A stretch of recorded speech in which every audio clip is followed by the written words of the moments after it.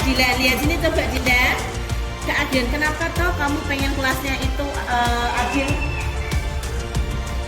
Supaya tidak pilih kasih begitu ya, supaya bisa merasakan semua Bu, nggak pilih kasih gitu. Oke, Rizky, kelas seperti apa yang kamu inginkan? Toleransi. Kenapa sih kamu kok pengen di kelasmu itu menjunjung tinggi toleransi? Supaya tidak berantem gitu ya? Ya, oke. Nah, silakan tulis di kertas yang mereka sediakan. Mau menjunjung tinggi nilai apakah yang akan kamu tulis di kelas yang kamu inginkan atau kamu cita-citakan ya?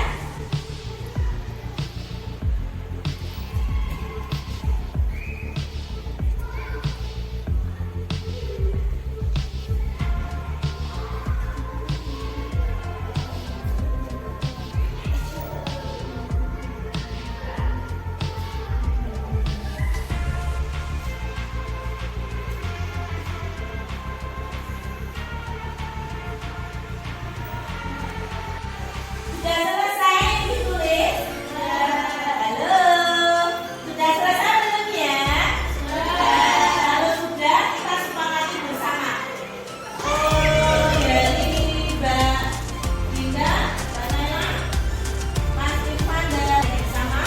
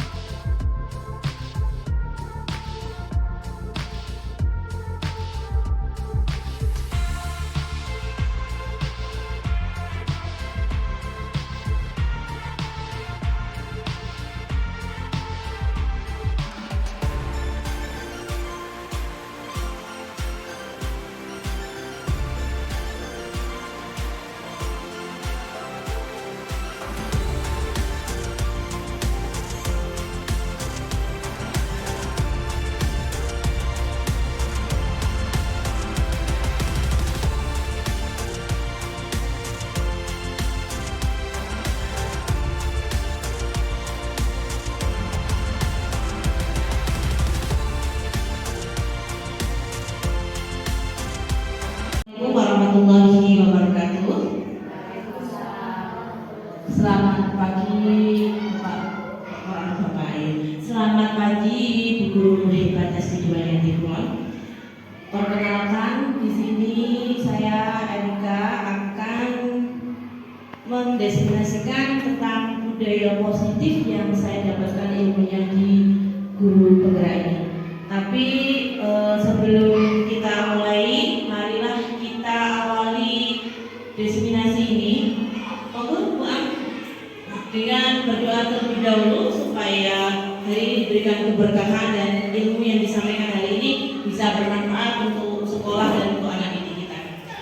Berdoa menurut agama dan kepercayaan masing-masing, dipersilakan.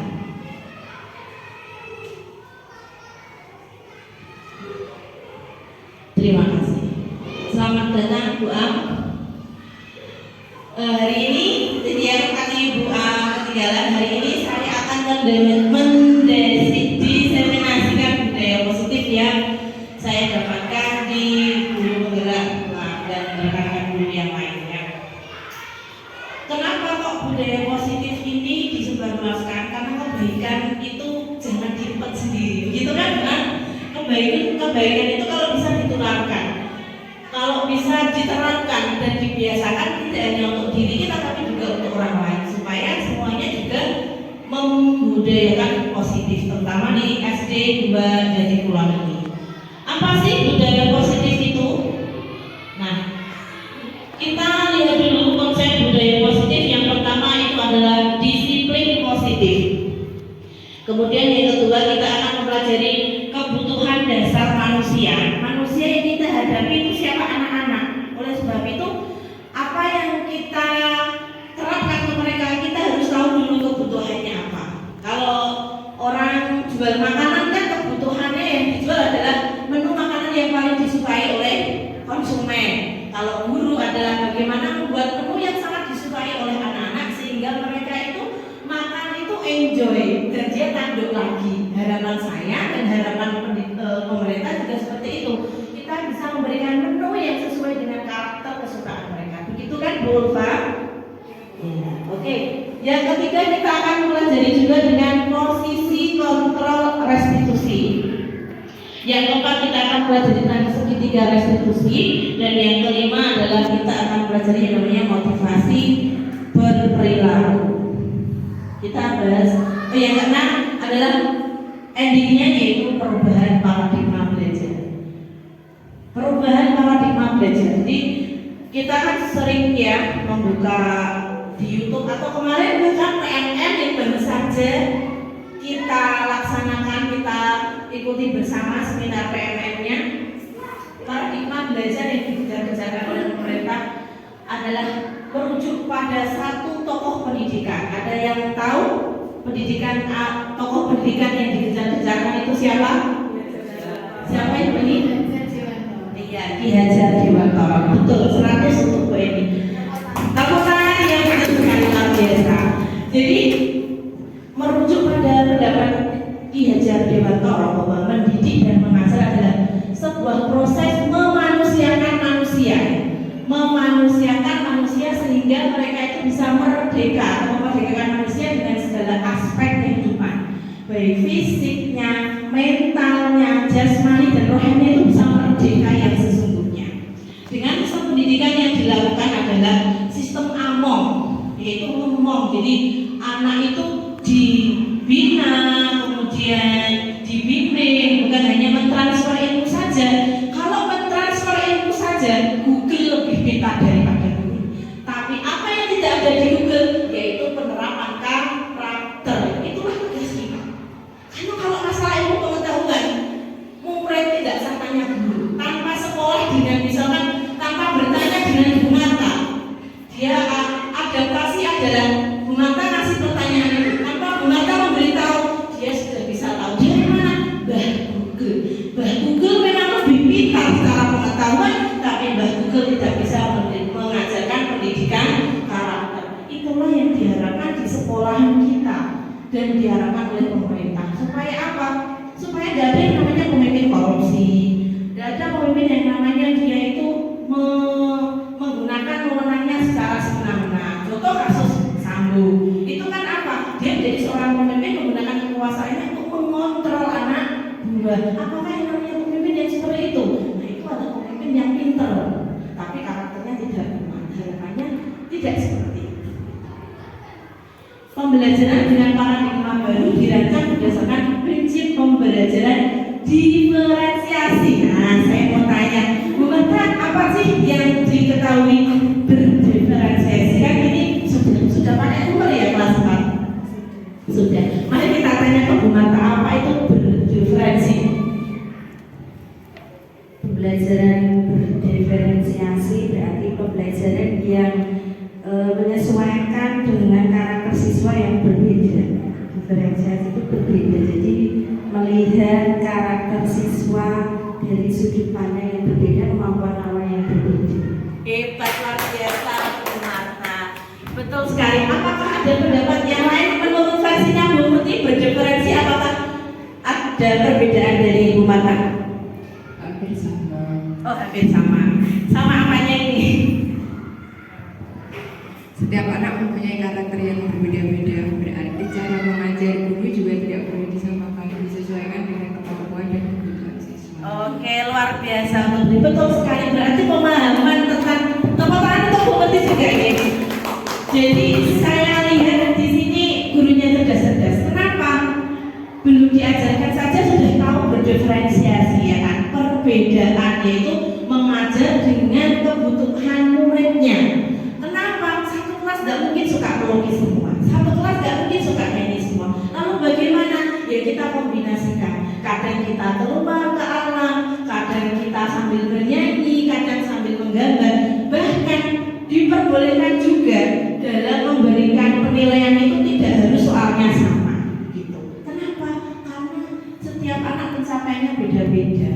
Boleh tidak Bu, misalkan di kelas 3 itu dia masih belum bisa baca, sedangkan materinya itu sudah sampai tentang ide pokok. Lalu bagaimana kalau di kurikulum merdeka pencapaiannya berbeda? Khusus dia harus dari awal dulu, tidak boleh diberi pembelajaran hidup pokok. Nanti ada fase-fasenya akan dijelaskan lebih lanjut. Jadi kalaupun dia memang nggak bisa baca, ya memang dia harus dari fase A dulu, belum bisa ke fase B. Jadi setiap anak nanti fasenya lulusnya beda-beda, gitu. Yang menyesuaikan nanti di kelanjutannya. Tidak boleh dipaksakan. Misalkan dia belum bisa perkalian, langsung diajarkan di akal pangkat 3, nggak boleh. Kita harus dari awal, diagnosa dari awal. Itulah pentingnya ketika kita naik kelas, guru itu memang harus komunikasi dengan guru yang sebelumnya. Misal, Bu Marta kelas 4, Bu Murti kelas 3. Maka Bu Marta akan bertanya ke Bu Murti, kemampuan setiap anak ini seperti apa? Boleh dia lemah di mana, dia nggak bisa apa. Sehingga Bu Marta di kelas 4 dia akan mulai dari fase yang berbeda. Oh, bocah ini tak mulai dari perkalian dulu. Oh, bocah ini langsung nih angkat-angkat juga karena dia udah bisa. Jadi ibarat orang sing iso maju ya ayo dipacu, sing belum bisa memang alon-alon. Itu pembelajaran berdiferensiasi. Lanjut, nah ini yang digembar-gemborkan oleh pemerintah, karakter profil pelajar Pancasila. Bisa dipraktekkan Bu Marta di depan bagaimana kalau Bu Marta menerapkan profil pelajar Pancasila di kelasnya. Apakah dibuat lagu, ataukah tepuk tangan, ataukah menghafal maju satu persatu profil pelajar Pancasila satu, ataukah begitu? Biasanya pakai yel-yel. Oke, yel-yel luar biasa, inovatif ya. Bagaimana yel-yelnya? Bisa diberikan contoh ke teman-teman yang lain dan juga yang ada penonton yang ada di di YouTube ya. Ya, semuanya berdiri ya. Ditirukan Ibu Marta. Oke. Ayo. Ketua profil pelajar Pancasila berahlak mulia, berbineka, mandiri, terampil, kreatif, kritis, siap. Pelajar Pancasila Merdeka belajar. Oke, tepuk tangan untuk Bu Marta. Bisa diikuti yang lain tidak kira-kira? Mungkin bisa dipelan-pelan ya. Yang pertama apa tadi? Berakhlak mulia. Yang kedua berbineka, mandiri, kritis, kreatif, gotong royong. Oke, tak benar-benar ya. Tepuk profil pelajar Pancasila.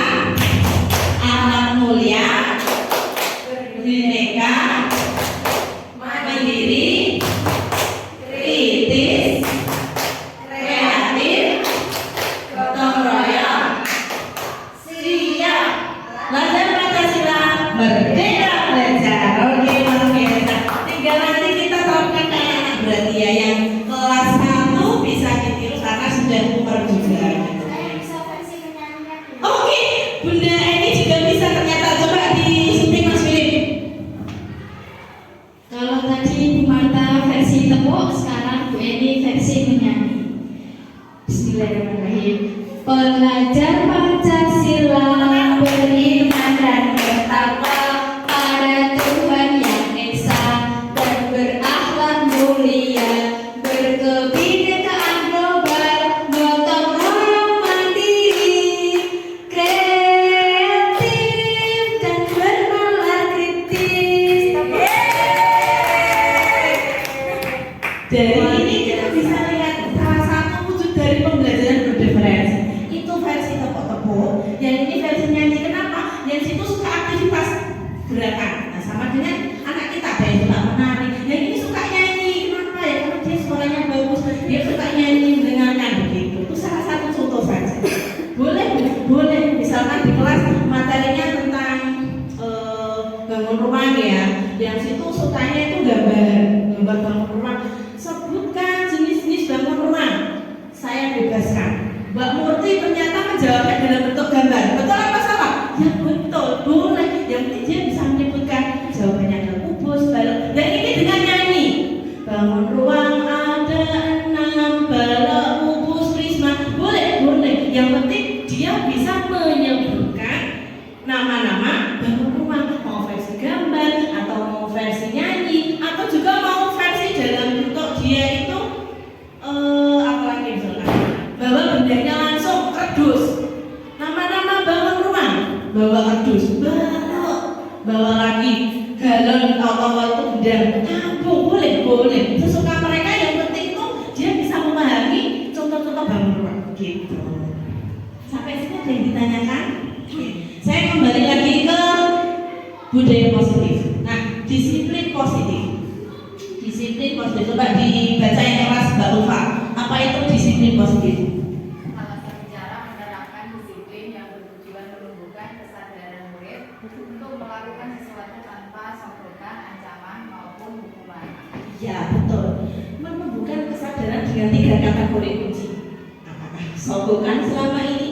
Apakah ancaman ataukah hukuman? Nah, itu yang akan kita pelajari. Sekarang saya mau tanya ke Bu Eni dulu. Bu Eni, bagaimana cara Bu Eni dulu waktu di undaan mendisiplinkan siswanya? Terima kasih atas waktu yang diberikan kepada saya. Dulu waktu memberikan hukuman itu hukumannya yang mendidik, hukuman yang terasa. Misalnya anak itu kita cari dulu kelemahannya apa. Yang misalnya anak itu nulisnya bagus, berarti nanti kita hukum dengan cara menulis. Jadi kalau disesuaikan dengan pembelajaran diferensiasi itu tadi, jadi kita dapat 2 aspek sekaligus, yaitu menghukum sekaligus menggali bakat yang terpendam dalam anak itu. Seperti itu. Oke, luar biasa. Kalau boleh tahu, itu contoh salah satu hukuman dari dia kesalahannya apa dulu? Misalnya terlambat berangkat ke sekolah, kita tanya dulu apa penyebabnya. Tapi kalau misalnya penyebabnya itu dirasa kurang relevan, misalnya kok hanya kesiangan bangunnya, berarti itu kita cari dulu. Oh, anak ini suka menulis misalnya, anak ini suka bercerita atau menggambar, jadi nanti hukumannya sesuai dengan minat bakat itu anak tersebut. Jadi anak itu misalnya suka menggambar, maka anak itu kita hukum, tapi dengan cara yang menyenangkan, tapi juga ada efek jerahnya. Nanti kita buat supaya anak itu menjadi disiplin, juga bakatnya tersalurkan. Oke, kita tahu jawabannya. Berarti kita kali lagi dari Bu Murti, satu persatu. Simpel aja, bagaimana mendisiplinkan itu tidak hanya, kalau tadi kan versi datang terlambat. Disiplin itu kan ada banyak hal ya. Misalkan ada disiplin mengerjakan tugas, disiplin di kelas itu mendengarkan guru, itu kan salah satu disiplin. Nah, menurut Bu Murti, bagaimana cara mendisiplinkan siswanya? Aku lebih banyak ke ini Bu, denda. Nanti walaupun mungkin memang agak sedikit berat, kayak anaknya agak keberatan, tapi biar dia ada efek jerah, biar itu tidak terulang lagi. Terus yang kedua, jadi denda itu nanti akan masuk ke kelas, nanti digunakan untuk keperluan kelas juga. Terima kasih. Saya tampung jawaban kedua, nanti kita baca sama-sama bagaimana ya lanjutannya. Oke, sekarang Bunda Kristina, bagaimana kalau versi Bunda Kristina itu mendisiplinkan siswanya yang ada di kelas? Ya itu anak-anak itu supaya disiplin. Saya ajak membuat kesepakatan, ya, kesepakatan yang kemudian ditulis dan anak-anak setiap hari mengucapkan. Contohnya ini ada karakter positif, jadi nanti dia itu bisa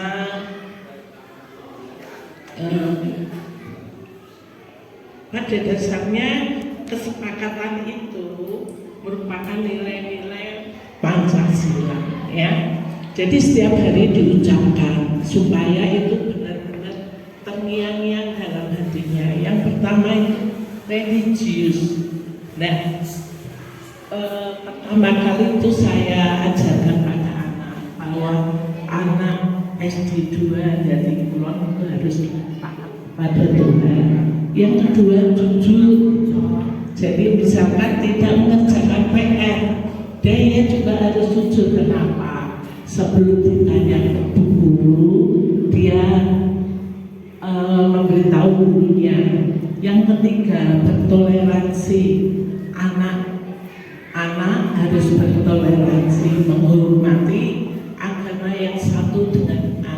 yang lain. Bukan hanya itu saja, kemampuan anak kan berbeda ya.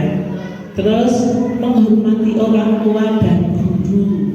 Jadi setiap tugas harus dikerjakan karena dia setiap pagi mengucapkan ya, adil, menyayangi sesama, menyayangi teman, berjiwa besar, rajin belajar. Otomatis kalau dia sudah buat kesepakatan rajin belajar, tidak ada anak yang tidak mengerjakan PR. Bertanggung jawab ya. Yang terakhir berbudi pekerti luhur. Nah, ini ikrar siswa ini merupakan suatu komitmen anak-anak kelas 5, sehingga apa yang dia lakukan ya sesuai dengan ucapannya setiap hari, otomatis disiplin itu dilakukan. Terima kasih. Ini pemahaman yang sangat lengkap. Ini kita pakai versi yang kelas rendah. Oke, nggak apa-apa, nggak usah dosa, nggak apa-apa. Ini namanya melatih keberanian ya kan? Nggak hanya muridnya, gurunya juga harus berlatih. Kalau versi anak-anak kelas 1, saya pengen tahu Bang, cara mendisiplinkan supaya dia itu mau nurut, mau manut tuh, itu kalau versinya Bang seperti apa? Di sini nggak ada yang salah, nggak ada yang benar ya, semuanya benar. Terima kasih. Kalau menurut saya untuk kelas 1 disiplin itu diterapkan setiap hari.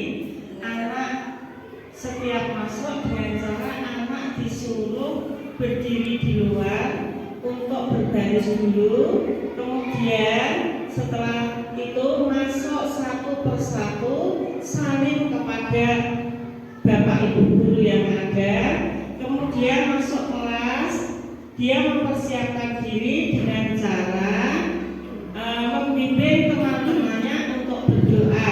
Maka untuk setiap hari anak-anak akan tahu dan tidak usah disuruh, anak-anak sudah bisa berjalan dengan baik. Tepuk tangan buat Bukan yang versi kelas rendah. Berbagai macam jawaban. Nah, semuanya boleh-boleh saja. Tapi coba kita simak dari paparan berikut ini ya. Disiplin positifnya. Kalau dulu disiplin itu untuk mendapatkan kepatuhan yang cenderung itu tidak nyaman. Kenapa? Karena dipaksa. Benar nggak? Dulu waktu kita sekolah, waktu saya SMA gitu terlambat disuruh ngumpul lapangan. Saya disiplin memang, tapi kan nggak nyaman. Kayak geremuk di belakangnya. Pasti kalau kita melakukan kesalahan dan hukumannya itu memberatkan, pasti nggak nyaman. Itu waktu dulu, jadi menimbulkan tidak nyaman. Bahkan sampai sekarang pun pernah terngiang-ngiang juga. Pernah nggak kalian mendapatkan hukuman dari guru yang sampai sekarang itu membekas? Aku tahu dihukum karena itu, tapi sampai sekarang tuh kamu nggak tahu itu sebenarnya untuk apa, itu apakah ada hubungannya dengan kesalahanmu atau tidak. Contoh saya tadi berangkat terlambat, hukumannya lari lapangan. Kira-kira kalau habis itu saya akan terlambat lagi apa tidak? Ya mungkin akan tidak terlambat, tapi kira-kira hubungannya apa lari fisik dengan kamu tidak disiplin terlambat? Ada korelasinya apa tidak? Ada hubungannya apa tidak kira-kira? Tidak ada. Jadi kalau kita ini arahnya adalah bagaimana memperbaiki suatu kesalahan mereka dengan cara membenarkan pemikirannya dan menanamkan kedisiplinan itu dari dalam dirinya. Kemudian kalau sekarang disiplin itu dalam bentuk motivasi intrinsik dan berlaku nilai-nilai kebajikan universal. Nah, yang tadi dilakukan Bu Eni itu adalah motivasi ekstrinsik, motivasi dari luar. Contohnya apa? Dia diberikan ruang untuk menyalurkan hobinya dari kesalahan dia cukup bagus, itu motivasi ekstrinsik. Kemudian yang dari Bu Murti itu juga motivasi intrinsik ya. Dia hukumannya itu mendenda. Kalau tidak sesuai itu dia denda. Dia akan manut, tapi manutnya itu karena ada faktor dari luar, bukan dari dalam dirinya. Bagaimana jika 10 tahun yang akan datang dia itu tidak mau disiplin, ya kan? Karena sudah tidak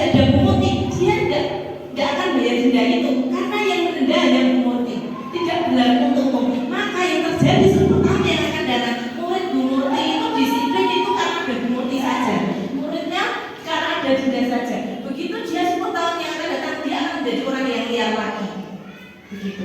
Karena ada faktor ekstrinsik tadi.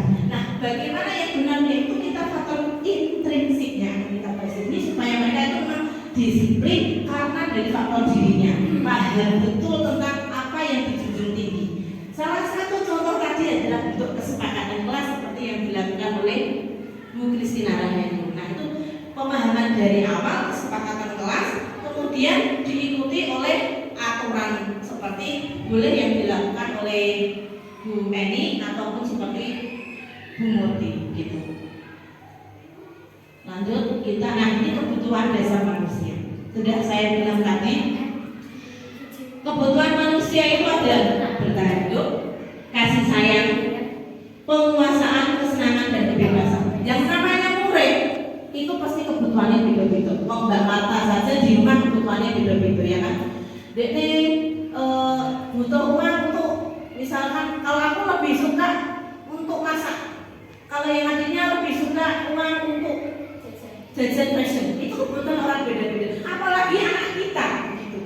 Di kelas ada anak yang pinter, tapi ternyata dia itu di rumah nggak diperhatikan. Artinya di kelas dia butuh kasih sayang. Berbeda dengan Bu Mata. Bu Mata itu orang yang sudah dimanja-manja penuh kasih sayang. Tapi Bu Mata kurang diarahkan orang tuanya dalam hal kejuaraan atau dalam lomba. Maka yang dibutuhkan dia di sini adalah memberikan wadah seperti Bu Eni tadi. Dia kok suka nulis, diikutkan ikut lomba cerpen. Jadi kebutuhan anak itu berbeda-beda. Sama halnya dengan mereka di kelas, potensinya mereka beda, kemampuannya berbeda, maka kebutuhan mereka juga berbeda. Ada yang muridnya Bu Marta itu orang gelem mantap. Seru. Apakah dia itu kebutuhannya itu apa? Itu dilihat. Oh ternyata dia itu butuh kebebasan yang namanya artinya. Kenapa? Karena dia itu suka berekspresi. Maka Bu Marta akan memberikan pelayanan kepada dia untuk pembelajaran di luar kelas. Dia memang ngalor itu, tapi kasih tugas sesuai. Jobmu, tugasmu adalah mencari ini. Mau kamu pakai jengkol walek ke sana dulu ke sini dulu, jam segini harus selesai.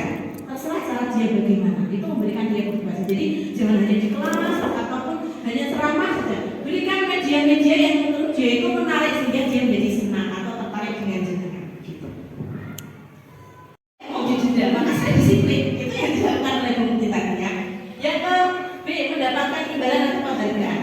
Cah, nanti saya paling api tak jajaknya Bu Erika atau yang paling bagus tadi dapat bintang 3. Itu namanya adalah mendapat motivasi dari gitu. Misalnya misalkan di rumah enak sisi motor, sisi satu kono sepeda. Itu motivasi yang prinsip sehingga karena dia menghargai satu. Dia nunggu caranya sisi ben aku sepeda, bukan ben aku pinter orang. Tapi apakah tidak? Itu namanya motivasi ekstrim. Dia untuk ditambahkan lagi yang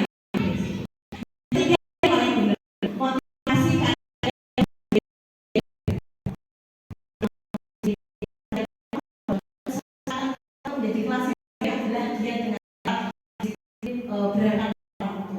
Dia sendiri menjadi orang baik di tempat waktu.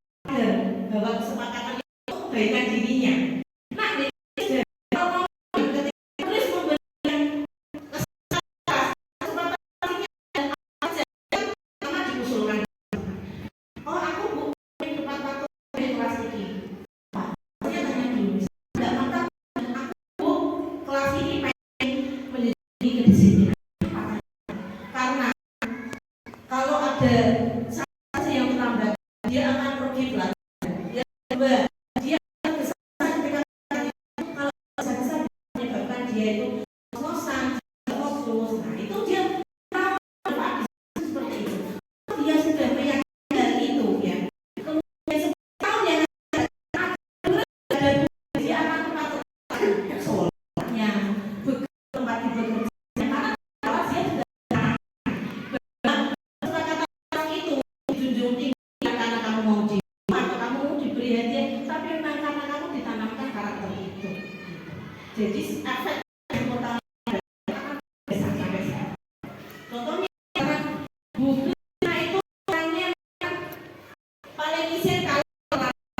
juga bisa dulu pernah diajar sama gurunya, bapaknya tetap itu di bapaknya udah sehingga tinggal di negara ini masih membawa hal itu ke dunia kerja.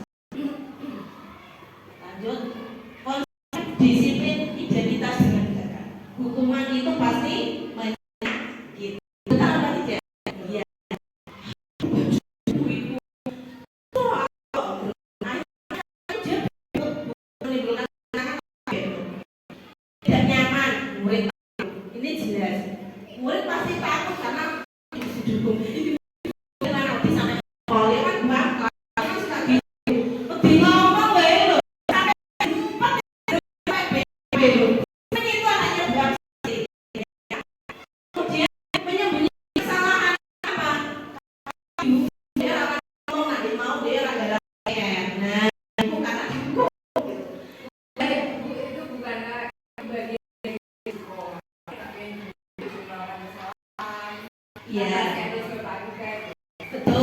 Nah, yang dikatakan di sini itu adalah bagaimana itu mengalami disiplin tanpa takut akan hukuman, karena dia memang merasa sendiri. Jadi benar kita ada konsekuensi. Biasanya kita jadi konsekuensi. Memang kamu A, maka kamu seperti ini. Penghargaan bagus tapi tidak efektif. 10 tahun yang akan datang dia tidak ketemu kita tahu juara dia juara budaya dekatnya akan memberikan satu kadang ini itu. Nah motivasi dia betul kalau sebenarnya kita beritahu sama juara begini. Oh coba saya iming-imingi ketika dapat juara karena kamu hebat saya beri itu baru benar. Benar ini kalian untuk latihan pramuka. Ayo kak kamu harus seperti itu. Kita juara karena pengalaman itu berharga besok menjadi orang yang hebat. Oke mau bu baru menjadi orang hebat dia juara bu bu tampil terlebih dahulu karena hebat. Bu ini beri kamu 100. Itu berarti dia menjadikan unsur karena positif tadi afirmasi positif dari ini sehingga dia juara. Itu namanya bonus bukan utama. Neng itu tidak boleh itu yang dicari bukan namanya lebih ke hadiahnya itu asal kamu gajul 3 surat 50.000 10 surat berapa ini kan juara berapa siapa lambat karena ikan dalam waktu menghafal akhirnya kalau dibayar dia nggak ngapal padahal pertama menghafal supaya ahli Quran dia memahami kita Quran itu jangan sampai meninggal kan itu konsep disiplin itu gimana konsekuensi yang dilakukan Ibu Tadi penguatan jangka pendek. Kemudian perlu adanya monitoring berkelanjutan dan respon mengurangi kesalahan. Kita akan membahas lagi ke restitusi yaitu inovasi yang paling baik. Murid dan apa adanya. Jadi adanya hukuman, adanya hadiah, dia bisa menjalankan disiplin dengan baik. Kemudian fokus pada pemecahan masalah jangka panjang. Masalah yang terlambat dipanggil atau ada anak yang melakukan kesalahan dipanggil. Jangan buru-buru kamu salah lagi. Tapi di sini tempatnya kamu salah apa yuk kita perbaiki. Nah, bagaimana caranya? Kamu tidak sakit. Gimana kamu belajar ke? Apakah kamu belajar ke itu senang? Enggak bu. Terus jadi minta maaf. Kalau minta maaf bagaimana supaya tidak mengulangi lagi saya menjaga omongan saya. Dia kan berarti ketika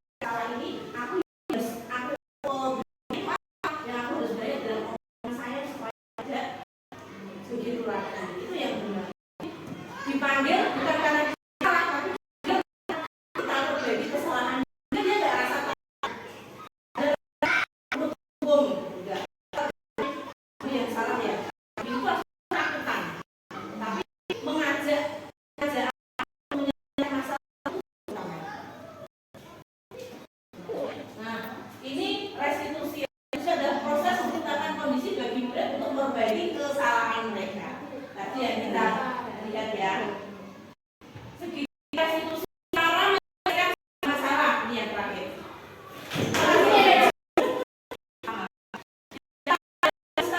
Identitas. Kemarin ada masalah seperti di kelas ada berita. Dulu siapnya terlibat. Kemudian hanya dari berbagai versi cerita. Di sini kita bilang ini tapi di sini ada mencari bagaimana solusinya hal yang sama. Kembalikan lagi, jangan bunyi kan yang mencarikan solusi, tapi dia akan mencari solusi sendiri. Dia akan berpikir depannya kalau ada bunyi dia menyelesaikan masalah sendiri. Misalnya ada keluarga ono rebutan warisan, oh dia sudah diajarkan Bu Muti menyelesaikan perdebatan itu bagaimana caranya, dicari perbedaannya baru diambil merahnya maksudnya itu hasil tindakan menanyakan kembali Bu Muti setelah tanya dari berbagai sumber kira-kira tindakan mana yang salah, kok bisa menyebabkan kerusuhan itu mana yang salah ditanya. Setelah itu kembali ke keyakinan kelas itu seperti diharapkan Bu Kris mengatakan adanya perubahan, adanya toleransi. Apakah ini itu melanggar toleransi? Toleransi itu junjung dan menjelaskan karena itu tahu kesalahannya, dia melanggar keyakinan kelas Bu Kris. Dari sini kita cari apa yang ingin kamu lakukan kalau kamu orang baik seperti itu. Saya bertengkar, berarti saya teman baik. Lah tadi bagaimana kamu bisa seperti itu? Saya hanya emosi. Lah gimana supaya wajar terus? Oh, kalau saya nggak terpancing berarti saya sering-sering istighfar. Kalau saya serang atau saya nanti masih saya sering tarik nafas, saya pelan-pelan, saya kemudian menghindari orang-orang yang menghina saya.